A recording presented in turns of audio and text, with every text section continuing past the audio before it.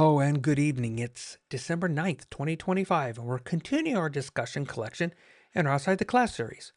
This series, from the Bible Project, covers the entire TaNaK, also known as the Hebrew Bible, the Old Testament. Those source videos are available for your review on TheDustyFeet.com in that Outside the Class section. But the intent of Outside the Class is to listen to those in-class lectures first, those short overview videos. Then we expand the conversation. We try to keep these, though, to about 15 minutes because we make these easy to catch up on. So we're on a quest, scroll by scroll, book by book, a journey through this collection, but maybe with a fun and different twist. Our hope with the Dusty Feet is to foster discussion and to help build and support communities. If you're not already connected to a community or just want to share and interact, this community has 4 primary ways to interact. 1. TheDustyFeet.com. That's our primary place to find everything. You are always free to comment. 2. Substack. Link is in the description below. It's designed around the written and spoken text. It's a place to connect to ourselves and others. 3. Facebook at TheDustyFeet. These videos and other videos are also available for comment and discussion. 4. And as always, you're welcome to send an email to bob@thedustyfeet.com. These places, they will be moderated and guidelines will be set to ensure healthy, safe discussion. And as always on the Dusty Feet, this is a place where we can safely explore the endless ways of God and the interconnection of His creation. Belief understandings may be challenged, divine misunderstandings may exist, and traditional teachings might falter as we pursue connection, context, and community with God and each other here in an environment of grace and love. Oh, and of course, before we forget, if you do find these kinds of podcasts useful, it is when you click that subscribe button. Those reminders, they just help you. But also, if you believe these might be useful to others, that is when you click that like button, because that is how YouTube chooses to share these to more people if they wish. So in this series, we're going to cover the entire TaNaK, or the Old Testament, but we're going to do it in the original order of the Hebrew Scriptures. We need to remember, the videos we're going to be discussing, they're always just the tip of the iceberg. They are part of a learning series I highly recommend. And of course, all of them can be found on the Bible Project's website. Because we're going to ask many questions about all kinds of things. The answers? We'll see. Samuel, Second Scroll, this is our part 4. When we left off, David had the men who had assassinated Ishmael, right? He had them killed, had their hands and feet cut off, hanged by the pool of Hebron. And I agree. Seems weird. Seems brutal. And yet, from what we've been reading, it was common practice of that day. Just not our day for sure. At least I hope so. But also, David had Ishmael's head buried with Abner. Given what we know of the story, I'm not honestly sure how to take that. But in the end, they just end up together. It's an interesting point. Discussed amongst yourselves. But here it is. The word coronation, it's a festive term. Conjures up different images in people's minds around the world. In our current culture, I think the term inauguration might be easy for us to picture, right? But this is a pivotal event that, for discussion's sake, one might say is amongst the most significant in Judeo-Christian beliefs.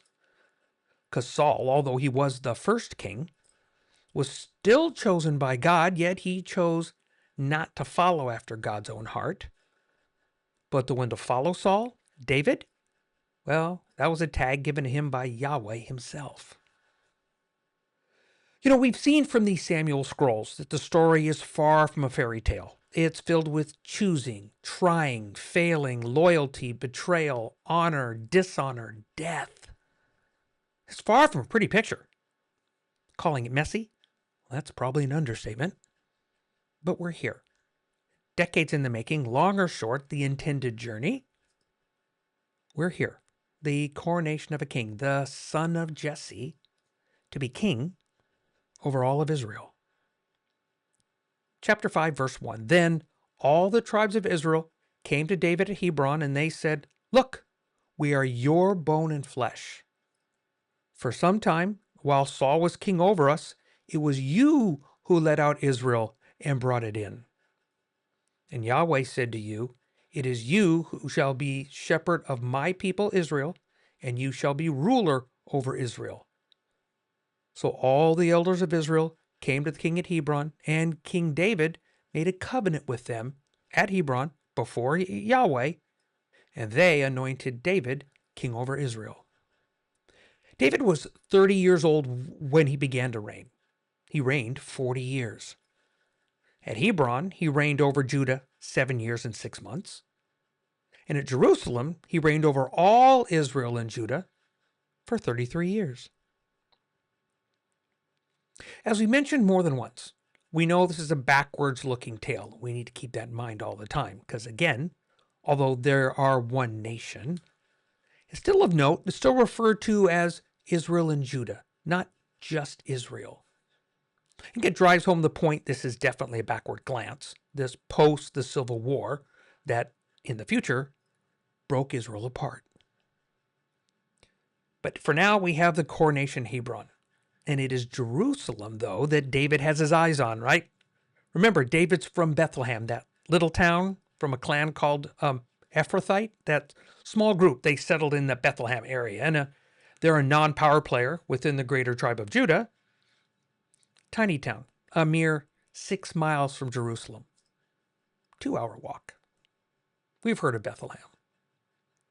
You know, in my mind's eye, maybe David looked up to that city in his younger days, although the Jebusites occupied that city on a hill.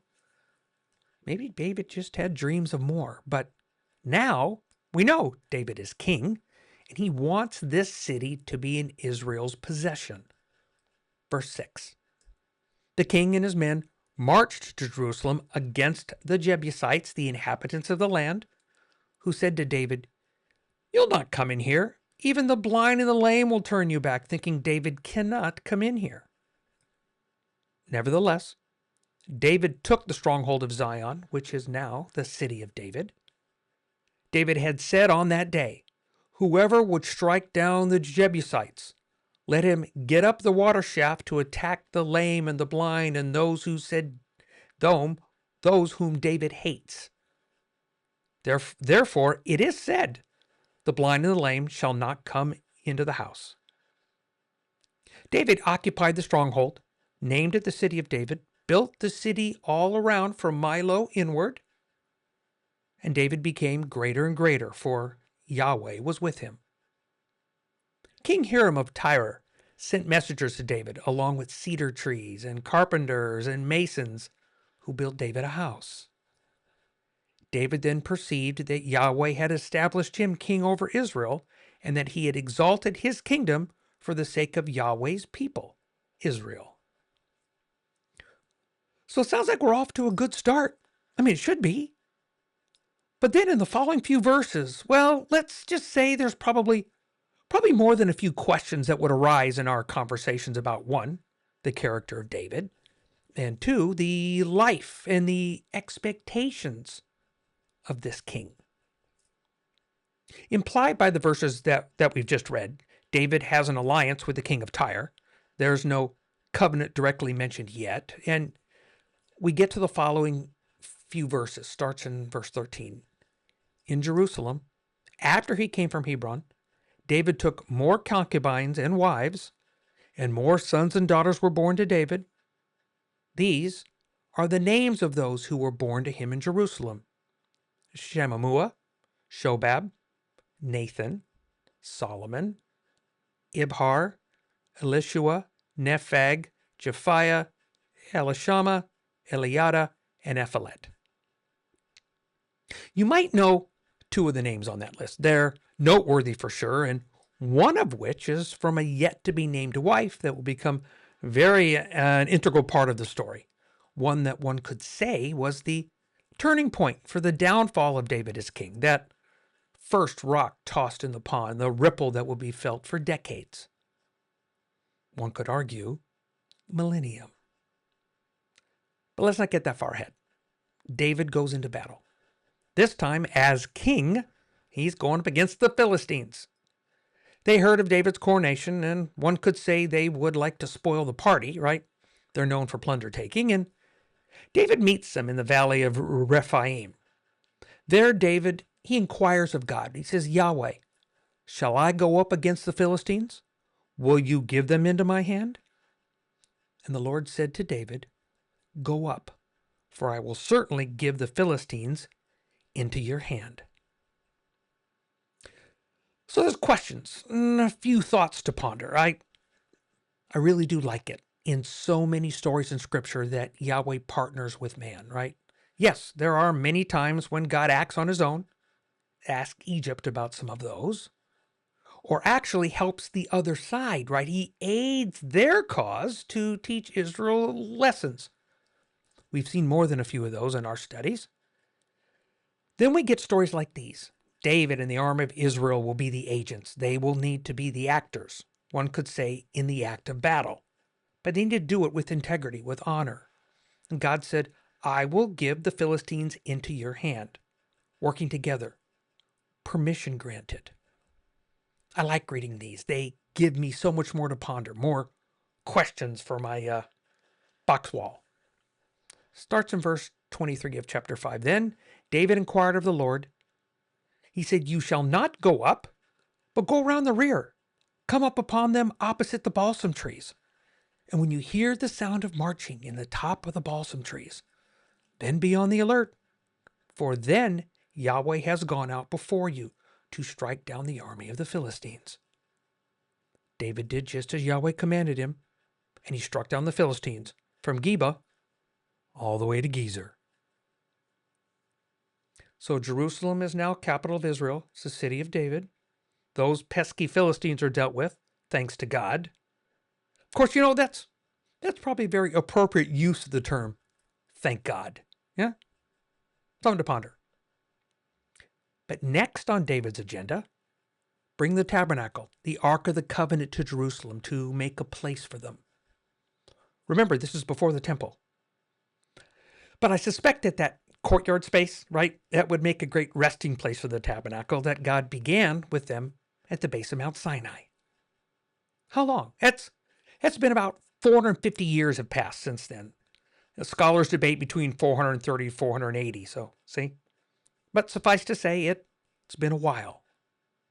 Good and not so good in a sense. We need to remember that God has ways of doing things that need to be remembered and respected. And that will probably come into place sooner than we think. But for now, the ark's on its way to Jerusalem. I've seen many parade in my time, both civilian and military, both large and small. Still, I'm not sure I've seen one quite this large. Was it extravagant? There's no way to tell at all, but best guess in your minds for sure. That's room for discussion, but 30,000? Sounds like quite a huge procession to me. And chapter 6, verse 1. David gathered all the chosen men of Israel, 30,000. David and all the people set him out and went from Baal-Judah to bring up there the ark of God, which is called by the name of Yahweh of hosts, who is enthroned on the cherubim. And they carried the ark of God on a new cart, and they brought it out of the house of Abinadab, which was on the hill. Uzzah and Ahio, the sons of Abinadab, were driving the new cart with the ark of God, and Ahio went in front of the ark. Next week, we're going to look at the trip and say the best laid plans of mice and men, well, they're going to be challenged. So will we. So thanks for with us tonight on another Outside the Class episode on the second scroll of Samuel on the Dusty Feet.